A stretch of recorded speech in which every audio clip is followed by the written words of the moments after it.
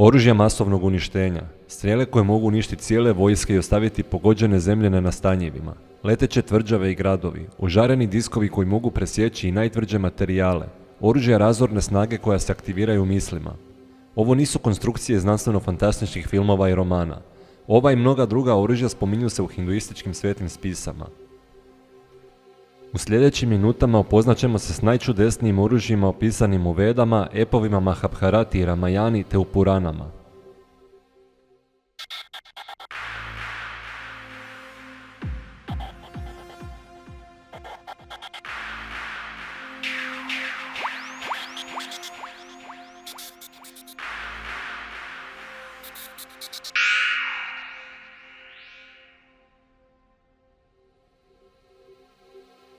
U hinduističkim svetim spisama, osim mnogih mudrosti i smjernica, nalazimo i veliki broj čudesnih oružja, naprava i letjelica čiji opisi čitatelja ne ostavljaju ravnodušnim.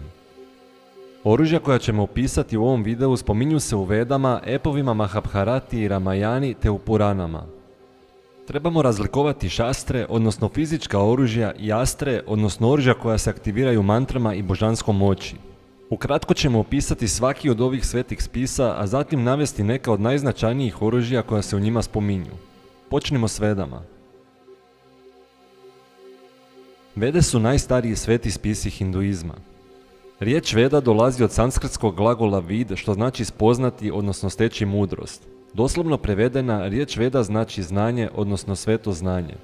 To je znanje o svemiru, prirodi, bogovima, čovjeku i postojanju. Vede su zapisane na sanskrtu i sastoje se od 4 zbirke svetih tekstova: Rigvede, Samavede, Jajurvede i Atarva Vede. Ne postoji jedan određeni autor vedskih spisa. Pogledajmo sada kakva se oružja spominju u Vedama. Oružja koja se spominju u Vedama uglavnom su stvarna fizička oružja, a ono što ih čini posebnima je činjenica da ih koriste bogovi i da simboliziraju njihove moći. Zbog svojih karakteristika ona imaju i religijsko i simboličko značenje. Vjerovatno najpoznatije oružje koje se spominje u Vedama jest Vajra, oružje boga Indre, najčešće slavljenog božanstva u Rigvedi. Epiteti koji krase Vajru su blistava, zlatna, snažna, željezna, razorna i tisućljetna. Kasnije je u Puranama Vajra opisana kao kraće oružje sa šiljcima na oba kraja. Najpoznatiji protivnik kojeg je Indra porazio Vajrom je Vritra, zmijolik i demon koji je zatočio vode svijeta. Indra je svojom Vajrom pogodio Vritru koji je zadržao vode, tada su rijeke potekle prema moru. Sljedeće oružje ne služi za ubijanje ili razaranje. Oružje koje ćemo sada opisati služi za hvatanje i sputavanje neprijatelja. Naziv ovog oružja je Paša, što u prijevodu znači omča, uže ili laso. Paša pripada bogu Varuni koji nije bog rata. Varuna je čuvar istine, sudac ljudi i gospodar kozmičkog reda. On ne ubija svoje neprijatelje nego ih hvata i veže. Paša simbolizira posljedice kršenja moralnih zakona. U Atarva Vedi se u više molitava zaziva oslobođenje od Varunine omče. Oslobodi nas Varuna svoje užadi. Nakon Varunine užadi slijedi kombinacija dvaju oružja jer jedno bez drugog nemaju previše koristi. To su Dhanuš i Išu, odnosno luk i strijela. Dhanuš, odnosno luk, jedno je od najčešćih oružja koje se spominju u Vedama. Najpoznatiji je Rudrin luk. U paru s njim najpoznatije su Rudrine strijele. One mogu donijeti bol i izazvati smrt, ali mogu biti i povučene te izliječiti ljude. Još neka od oružja koja se u većoj ili manjoj mjeri spominju u Vedama jesu Asi, odnosno mač, Parašu, odnosno bojna sjekira, Šula, koplje ili šiljasto oružje, te Gada, odnosno buzdovan koji se ipak rijetko spominje u Vedama. Zanimljivo je da su arheolozi koji su istraživali područje sjeverne Indije doista pronašli ostatke lukova, strijela, kopalja i sjekira koji odgovaraju razdoblju u kojem su nastajale Vede. Pogledajmo sada što su Mahabharata i Ramayana, dva najveća indijska epa, koji je njihov značaj i koja se oružja u njima spominju. Počnimo sa Ramayanom. Ramayana je jedan od najvećih indijskih epova i sastoji se od 24.000 stihova raspoređenih u 7 knjiga. Naziv Ramayana dolazi od imena glavnog junaka Rame i riječi Ayana, što znači putovanje. Prevedeno, naslov ovog epa glasio bi Ramino putovanje. Radnja ovog epa temelji se na životu princa Rame, koji je zbog spletki na dvoru bio prognan u šumu na 14 godina. U progonstvo odlazi sa svojom suprugom Sitom i bratom. Kasnije se Rama sukobljava s Ravanom koji otima njegovu ženu. Iako na prvi pogled djeluje kao pustolovna priča, ovaj ep zapravo pokazuje kako izgleda življenje u skladu sa dharmom. Što se tiče oružja, u Ramajani se pojavljuje nešto sasvim novo u odnosu na oružje opisana u Vedama. To su astre. Pomoću božanske moći i mantri u oružje se prizivaju određene sile. Pogledajmo najpoznatija oružja koja se spominju u Ramajani. Jedno od najmoćnijih astri u Ramajani je Brahmastra, odnosno Brahmino božansko oružje. Brahmastra se najčešće opisuje kao strijela koja nakon što primi božansku moć počinje sijati poput sunca i sjavati vatru i obasjavati nebo. Moć Brahmastre golema i razorna. Ona uništava svaku prepreku i djeluje razornom preciznošću. Rama pomoću Brahmastre pobjeđuje Ravanu. Sljedeće oružje pripadalo je gospodaru vatre, bogu Agniju. Naziv ovog oružja je Agnejastra i ono izaziva vatru, spaljivanje i toplinske valove. Oružje koje poništava djelovanje Agnejastre je Varunastra. Varunastra pripada bogu Varuni, gospodaru vode. Ovo oružje izaziva valove, kišu i bujice. Oružje koje pripada bogu vjetra Vaju je Vajavjastra. Ovo oružje izaziva snažan vihor, vjetar i oluju. Sljedeće oružje koje ćemo opisati ima moć pretvaranja strijele u zmiju. Naziv ovog oružja je Nagastra. Nakon aktiviranja njezine moći, strijela se pretvara u zmiju ili zmijolik užad. U Ramajani je koristi Ravanin sin protiv Rame i njegovog brata. Posljednje oružje iz Ramajane koje ćemo spomenuti je Garudastra. Ono poništava djelovanje Nagastre. Ovo oružje pripada Garudi, božanskoj ptici i Višnuovu vozilu. Glavna svrha ovog oružja je uništavanje zmija i oslobađanje ratnika. Možemo primijetiti kako se u Ramajani mnoga nabrojena oružja međusobno poništavaju. Astre na taj način održavaju ravnotežu prirodnih i božanskih sila. U Ramajani oružja postaju svete sile koje se uz pomoć mantri mogu prizvati kroz ratnika. Sukob se počinje prikazivati kao susret kozmičkih sila. Ta su oružja još više razvijena u kasnijem epu Mahabharati. Mahabharata, najveći ep ikada napisan, sastoji se od otprilike 100.000 dvostiha, što ga čini najdužim epom na svijetu. Glavna radnja ovog epa vrti se oko dinastičkog sukoba između dviju grana iste obitelji, Pandava i Kaurava. No osim dinastičkog sukoba, Mahabharata govori o gotovo svim važnim temama: politici, društvu, astronomiji, zakonima, moralu, medicini, filozofiji i još mnogim drugima. Najpoznatiji dio Mahabharate je Bhagavad Gita. Bhagavad Gita smatra se jednim od najvažnijih tekstova hinduističke filozofije i opisuje događaje neposredno prije velike bitke. U ovom dijelu Krišna vodi razgovor s Arjunom, koji je očajan i ne želi ratovati. Krišna i Arjuna razgovaraju o Bogu, darmi, oslobođenju, duši i karmi. Taj dijalog jedan je od najpoznatijih filozofskih razgovora o svjetskoj književnosti. U ovom epu pojavljuje se najveći broj božanskih oružja, odnosno astri u cijeloj hinduističkoj književnosti. Pogledajmo sada najvažnije oružja koja se spominju u Mahabharati. Prvo oružje koje ćemo izdvojiti smatra se jednim od najmoćnijih božanskih oružja u cijeloj Mahabharati. Riječ je o Pašupatastri. Pašupatastra pripada bogu Šivi. Prema predaji, ovo oružje ima moć uništiti cijeli svemir. Pašupatastra se može ispaliti strijelom, mislima, kopljem ili riječima.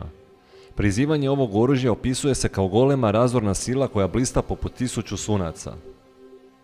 U Mahabharati Šiva daruje ovo oružje Arjuni nakon njegove pokore i molitve na Himalaji, no Arjuna ga nikada nije iskoristio.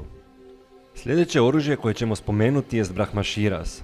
Ovo oružje smatra se razornijom verzijom Brahmastre koju smo spomenuli u kontekstu oružja iz Ramajane. Brahmaširas je opisana kao strijela koja zrači zasljepljujućim svjetlom i vatrom nakon čijeg korištenja nebo potamni, a priroda reagira na njeno prizivanje. Ovo oružje može uništiti golema područja i ostaviti ih nenastanjivima.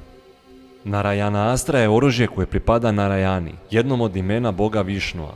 Ovo je jedno od najstrašnijih oružja koja se spominju u hinduističkim svetim spisama jer se njegova razorna moć sve više pojačava što mu se protivnik više opire. Oružje je opisano kao golema oluja koja odašilje vatrene strijele, diskove i koplja. Jedini način obrane od ovog oružja je potpuno mu se predati. U Mahabharati ovo oružje koristi Ashwatthama protiv cijele vojske Pandava. Oružje koje ćemo opisati sljedeće najpoznatije je oružje boga Višnua. Sudaršana čakra, disk je s oštrim rubovima, opisuje se kao zlatan užareni disk koji se vrti velikom brzinom. Posebnost ovog diska je što može presjeći gotovo sve i vraća se u ruke svog vlasnika. U Mahabharati ovim oružjem raspolaže Krišna. Sljedeće oružje izaziva iluzije i privide. Naziv ovog oružja je Tvaštrastra i pripada božanskom graditelju Tvaštru. Moć Tvaštrastre leži u tome što zbunjuje neprijatelje te stvara privide i iluzije. Još jedno oružje koje napada svijest i razum je Mohanastra. Protivnici nakon korištenja ovog oružja postaju dezorijentirani i nesposobni za borbu. Spomenimo još i oružje kojim Arjuna ubija Karnu. Naziv ovog oružja je Anđalikastra, a opisuje se kao snažna strijela. Još neka oružja koja se spominju u Mahabharati, a treba ih spomenuti, jesu Samohanastra, oružje koje uspavljuje vojsku, Parđanijastra koja priziva oblake i kišu, Kuberastra, oružje povezano s Kuberom i njegovom božanskom moći, te Jamajastra, oružje povezano s Jamom, bogom smrti. Astre u Mahabharati postaju znatno razrađenije nego u Ramajani. Smatra se da Mahabharata predstavlja vrhunac razvoja božanskih oružja u hinduističkoj epici. Pogledajmo sada kako se razvoj oružja nastavio u Puranama. Purane su velika zbirka tekstova i predstavljaju posebnu skupinu religijske književnosti. Tradicionalno postoji 18 velikih Purana i veliki broj manjih Purana. Purane govore o važnim temama poput stvaranja i uništenja svemira, bogova, mudraca, ciklusa vremena, rituala i legendi. U Puranama se nastavlja razvoj božanskih oružja, odnosno astri, a mnoga su oružja prikazana kao vječna božanska svojstva samih bogova. Počnimo sa jednim oružjem kojeg smo već spomenuli, a pojavljuje se u Puranama. To je Sudaršana čakra. Kao što smo rekli, riječ je o vatrenom zlatnom disku koji može presjeći gotovo sve i vraća se svom vlasniku. U mnogim Puranama prikazuje se kao svjesna božanska sila. Pogledajmo sada Šivino glavno oružje, Trišulu. Trišula je jedna od najprepoznatljivijih simbola hinduizma. Opisana je kao trozubac sa središnjim šiljkom koji je najduži. Šiva ovim oružjem uklanja kozmički nered i uništava demone. Sljedeće oružje također pripada Šivi. Riječ je o Pinaki, odnosno Šivinom božanskom luku. Pinaka je golemi luk nadnaravne snage koji obični ljudi ne mogu podignuti. Kao što Šiva ima Pinaku, tako Višnu ima Šarngu. Šarnga je Višnuov luk, opisan kao blistav, iznimno snažan i sposoban ispaljivati nadnaravne strijele. Njegove su moći savršena preciznost i zaštita pravednih. Sljedeća dva oružja koja ćemo opisati također pripadaju Višnuu. Riječ je o maču i buzdovanu. Kao Modaki je božanski buzdovan. Prikazuje se kao zlatan, težak i moćan. Koristi se protiv demona i neprijatelja Darme. Višnov mač naziva se Nandaka. Nandaka je blistav mač koji sječe svaku prepreku. Uništava neznanje, neprijatelje i duhovnu tamu. Ovdje smo završili pregled nekih od najpoznatijih oružja koja se spominju u hinduističkim svetim spisama. No za kraj smo kao zasebnu cjelinu ostavili pregled nekih letjelica koje se spominju u hinduističkoj tradiciji. Te letjelice nismo svrstavali u istu kategoriju kao oružja, ali vjerujemo da ih u kontekstu čudesnih naprava hinduističke tradicije svakako treba spomenuti. Počnimo s Vimanama. Vimana je nebeska letjelica ili božanska palača koja se može kretati zrakom.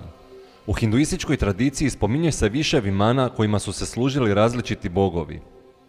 Najpoznatija Vimana u hinduizmu je Pušpaka Vimana. Prvotno je pripadala bogu Kuberi, zatim ju je oteo Ravana, a kasnije ju je koristio Rama. Opisana je kao raskošan nebeski dvorac ukrašen zlatom i draguljima. Mogla je letjeti zrakom, prelaziti velike udaljenosti i kretati se prema željama svojega vlasnika. Zatim imamo Indrinu Vimanu. Indrina Vimana izgledala je kao sjajna nebeska kola ukrašena zlatom. Kola su pokretala nebeski konji ili nadnaravne sile.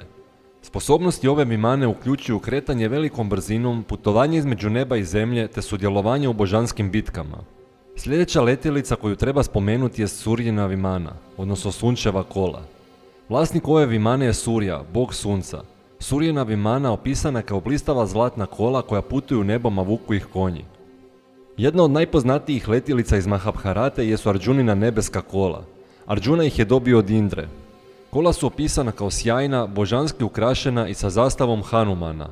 Mogla su uzlijetati prema nebu, putovati u Indrin svijet i sudjelovati u božanskim bitkama. U hinduizmu se također susrećemo s letećim gradovima.